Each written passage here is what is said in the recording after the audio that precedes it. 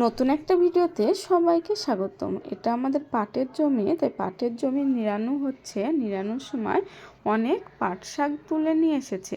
সেখান থেকে আমি কিছু শাক রান্নার জন্য বেছে নিচ্ছি। বেছে নিয়ে পরিষ্কার করে ধুয়ে একটা টৌকায় রেখে দিয়েছি। এরপর আমি উনুন ধরিয়ে নিয়ে কড়াইয়ে জল দিয়ে দিয়েছি। জল দেওয়ার পর পরিমাণ মতো লবণ দিয়ে এবার পাট শাকগুলো আমি দিয়ে দিচ্ছি কড়াইয়ের মধ্যে। দেখুন পাট শাকগুলো কতটা সুন্দর লাগছে না? কড়াইয়ের এক কড়া শাক হলো, কিন্তু আমি ঢাকা দিয়া মাত্রই শাকটা উনিয়ে একেবারে অল্প হয়ে যাবে।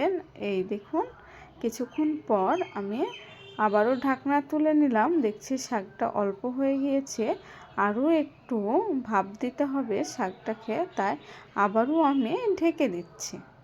আপনারা কারা কারা পাট শাক খেতে ভালোবাসেন অবশ্যই কমেন্টে জানাবেন। আমরা আজ প্রথম পাট শাক রান্না করলাম, এই বছরের শুরুতে প্রথম। এই দেখুন এদিকে ভাপানো হচ্ছে পাট শাকটা, আর এদিকে পাট শাক রান্নার জন্য রসুন ছিলে নেওয়া হচ্ছে। এই দেখুন এবার আমার ভাপ দেওয়া হয়ে গিয়েছে, পাট শাকটা খুব সুন্দরভাবে সিদ্ধ হয়ে গিয়েছে। আবারও আমি একটি ঝর্ণা বাটিতে রেখে দিচ্ছি, যাতে পাট শাকের গায়ে যে জলটুকু আছে সেটুকু ঝরে যায়। আর পাট শাক রান্নার জন্য মেন উপকরণ হলো শুকনো লঙ্কা আর রসুন।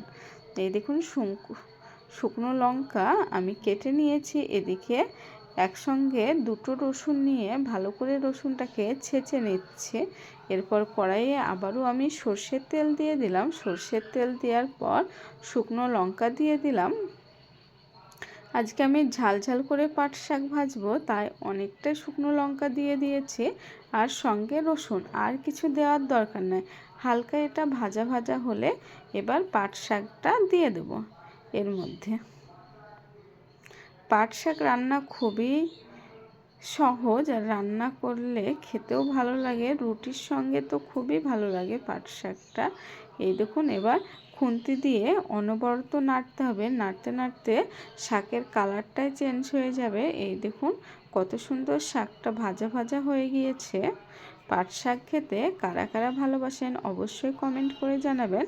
আর ভিডিওটা যদি ভালো লেগে থাকে লাইক কমেন্ট আর শেয়ার করে দেবেন।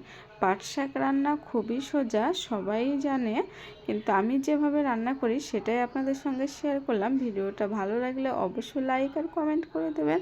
এখানেই শেষ করলাম ভিডিওটা। ভালো থাকবেন।